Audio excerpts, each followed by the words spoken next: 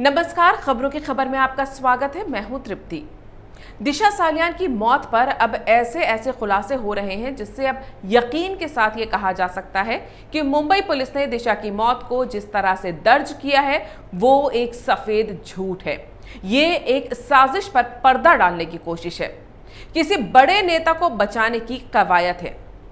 क्या कोई आत्महत्या करने से पहले अपने आने वाले 6 महीनों के लिए प्लानिंग करता है? क्या कोई आत्महत्या करने से पहले अपने नए प्रोजेक्ट्स पर काम करता है? क्या कोई आत्महत्या से ठीक पहले पार्टी करता है और अचानक आत्महत्या कर लेता है? दिशा सालियान और सुशांत सिंह राजपूत दोनों के केस में ऐसा ही हुआ है। टीवी एक्ट्रेस रश्मि देसाई, जो कि दिशा सालियान की बहुत अच्छी दोस्त थी, अब उन्होंने मीडिया को बताया है कि मौत से एक दिन पहले दिशा सालियान ने उनसे फोन पर बात की थी। यानी 7 जून को दिशा और रश्मि देसाई के करीब 5 से 6 मिनट बात हुई। रश्मि देसाई ने बताया कि उन्होंने और दिशा ने अक्टूबर में शिमला जाने का प्रोग्राम बनाया था और दिशा से बातचीत के दौरान उन्हें वो बिल्कुल नॉर्मल लगी, किसी तरह की परेशानी में नहीं लगी। यानी रश्मि देसाई की बात मानी जाए तो दिशा को किसी तरह का कोई तनाव या डिप्रेशन नहीं था। वैसे भी अगर कोई तनाव में होता है तो दोस्तों के साथ घूमने जाने का प्रोग्राम तो नहीं बनाता। लेकिन अगले ही दिन जब दिशा की मौत की खबर आई तो रश्मि देसाई सन्न रह गईं। वहीं सुशांत सिंह राजपूत की मौत से एक दिन पहले उन्होंने भी अपने मैनेजर से आने वाले प्रोजेक्ट्स की डिटेल मांगी थी। वो फ्लिपकार्ट से हुई एक डील के बारे में बात कर रहे थे। फिर अचानक आत्महत्या क्यों कर लेते हैं? दिशा और सुशांत की मौत को आत्महत्या बताने वाले लोगों और आत्महत्या की थ्योरी को सही बताने वाले मीडिया के लोगों के पास क्या इन सवालों के जवाब हैं? लेकिन अब दिशा सालियान की मौत के राज धीरे धीरे खुल रहे हैं। उसकी मौत का सबसे बड़ा राजदार रोहन रॉय, अब उसकी सीबीआई ने तलाश शुरू कर दी है और बीजेपी नेता नीतीश राणे ने तो रोहन की सुरक्षा के लिए गृह मंत्री अमित शाह को चिट्ठी भी लिख दी है, जिससे वो बेखौफ होकर सामने आ सके। वहीं सुशांत की मौत का सच जानने के लिए सीबीआई की एक टीम दिल्ली पहुंच चुकी है।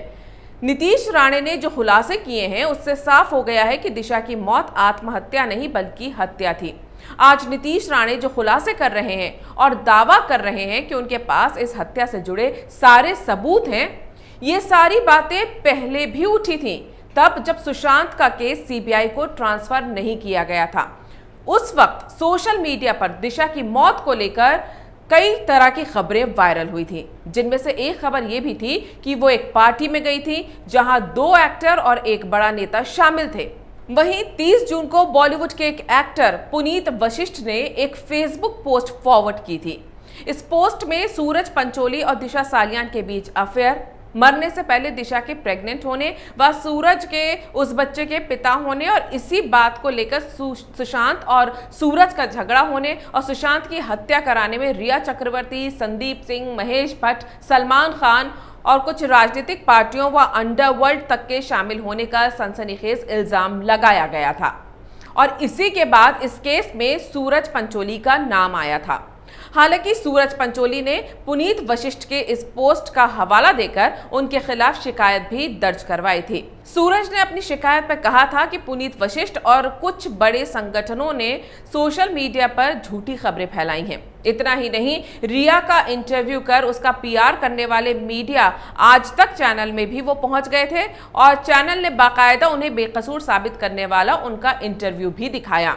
सूरज पंचोली ने कहा था कि इस तरह के पोस्ट के लिए पुलिस को पुनीत वशिष्ठ से सवाल जवाब करने चाहिए और अगर उनके पास कोई सबूत नहीं है तो कार्रवाई होनी चाहिए।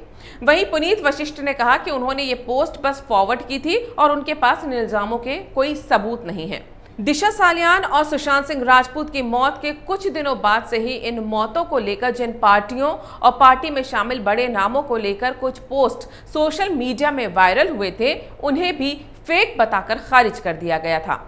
सुशांत के फैंस के पेज पर एक वीडियो भी डाला गया था जो साल 2017 की उनकी बर्थडे पार्टी का था, जिसमें बिल्डर इम्तियाज खत्री जिस तरह से सुशांत की गाड़ी में उनके साथ बैठा था और सुशांत तनाव में आ गए थे, जिसे लेकर सुशांत के फैंस ने सवाल उठाए थे। इम्तियाज खत्री एक बिल्डर है और ऐसा दावा किया जाता है कि बॉलीवुड से लेकर अंडरवर्ल्ड और पॉलिटिक्स तक उसके गहरे रिश्ते हैं। साथ ही इस मामले में महाराष्ट्र के मुख्यमंत्री उद्धव ठाकरे के बेटे आदित्य ठाकरे का नाम भी आया था, जिसे लेकर आदित्य ठाकरे ने साफ किया था कि उनका इस मामले से कोई लेना देना नहीं है। जाहिर है इन खबरों का किसी के पास कोई सबूत नहीं था, इसलिए इस पर विश्वास नहीं किया जा सकता था। लेकिन अब नीतीश राणे ने दिशा की मौत को लेकर जो धमाकेदार खुलासे किए हैं और साथ में ये दावा भी किया है कि उनके पास इसे लेकर पूरी जानकारी और सबूत हैं, तो इसे नकारा नहीं जा सकता कि ये खबरें बेवजह उड़ी थीं। उन्होंने ये भी कहा था कि 8 जून को जुहू में एक पार्टी हुई थी जिसमें 2 एक्टर, एक बड़ा बिल्डर, एक एक्ट्रेस का छोटा भाई और एक बड़ा नेता शामिल थे। अब ये कौन कौन है और इनके नाम क्या हैं, ये फिलहाल नीतीश राणे ने नहीं बताया, लेकिन ये जरूर कहा है कि अगर सीबीआई उन्हें पूछताछ के लिए बुलाएगी तो वो उनकी मदद करने के लिए तैयार हैं। यानी 2-2.5 महीने से 8 जून और 13 जून की पार्टी को लेकर सोशल मीडिया में हंगामा जो मचा था वो यूं ही नहीं मचा था। नीतीश राणे ने दावा किया है कि जुहू की इसी पार्टी से लौटते वक्त दिशा ने सुशांत को फोन किया था और साथ ही 100 नंबर पर पुलिस से संपर्क करने की कोशिश भी की थी। लेकिन कुछ ही देर बाद दिशा की मौत मलाड में उनके लिव इन पार्टनर या मंगेतर रोहन रॉय के फ्लैट से गिरकर हो जाती है।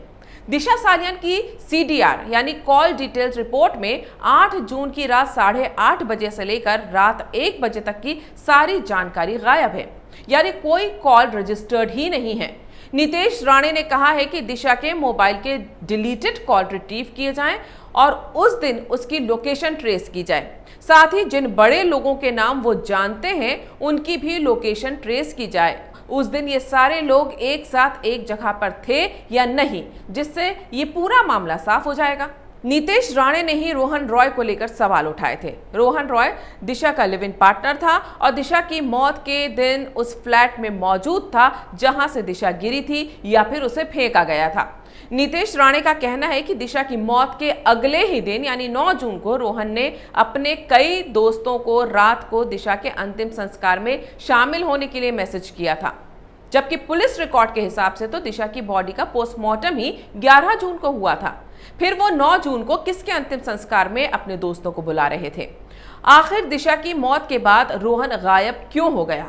क्या दिशा की मौत का सच जो वो जानता है उससे रोहन की जान को खतरा है? नीतीश राणे ने कहा है कि उसे दिशा की मौत से जुड़ी ये सारी जानकारी खुद रोहन ने दी है, तो फिर रोहन अब तक खामोश क्यों रहा? क्या उसे भी लगता था कि जब तक मामला मुंबई पुलिस के पास है तब तक इस केस का सच बताने से कोई फायदा नहीं है, बल्कि उल्टा जान को खतरा है? क्योंकि दिशा सालियान की मौत को चंद मिनटों में ही आत्महत्या बताना हो, उसके पंचनामे की जानकारी हो या फिर दिशा का पोस्टमार्टम, सब में मुंबई की स्कॉटलैंड यार्ड पुलिस के घपले साफ नजर आते हैं। अब जब सुशांत के मामले की जांच सीबीआई कर रही है और दिशा की मौत से सुशांत की मौत के कनेक्शन, उसके सबूत सामने आ रहे हैं, तब अचानक रोहन रॉय का नाम सामने आता है। वो भी बीजेपी के एमएलए नीतीश राणे लेकर आते हैं। रोहन क्या वाकई फरार है या दिशा की मौत में शामिल बड़े नामों के डर से कहीं छिपा हुआ है? नीतीश राणे ने गृह मंत्री अमित शाह को चिट्ठी लिखकर रोहन के लिए सुरक्षा मांगी है। इससे साफ पता चलता है कि रोहन रॉय कहां है, ये नीतीश राणे शायद जानते हैं। वो ये भी जानते हैं कि रोहन की जान को खतरा है, इसीलिए वो अमित शाह से उसके लिए सुरक्षा मांग रहे हैं। रोहन रॉय जब सामने आकर सच बोलेंगे तो ये तय है कि दिशा और सुशांत की मौत का कनेक्शन भी सामने आएगा और दोनों की हत्या पर से पर्दा भी उठेगा। साथ ही ये भी पता चल जाएगा कि मुंबई पुलिस ने किस राजनेता को बचाने के लिए अपनी साख तक दांव पर लगा दी और महाराष्ट्र सरकार की वो कौन सी मजबूरी थी जो वो दोनों ही केस में सीबीआई के दखल से घबरा रही थी। फिलहाल सीबीआई की एक टीम सुशांत की फॉरेंसिक रिपोर्ट के नतीजे जानने के लिए दिल्ली में है और दूसरी टीम मुंबई से बेंगलोर तक रोहन रॉय की तलाश में जुटी है। अब ये तो तय है कि फॉरेंसिक रिपोर्ट का नतीजा और रोहन का बयान ही दिशा और सुशांत के केस में अब निर्णायक मोड़ लेगा, वो मोड़ जिस पर इस केस में न्याय मांग रहे लोगों की उम्मीदें टिकी हैं। अगर आपको ये वीडियो पसंद आया है तो इसे लाइक करें, शेयर करें और कैपिटल टीवी को सब्सक्राइब करें।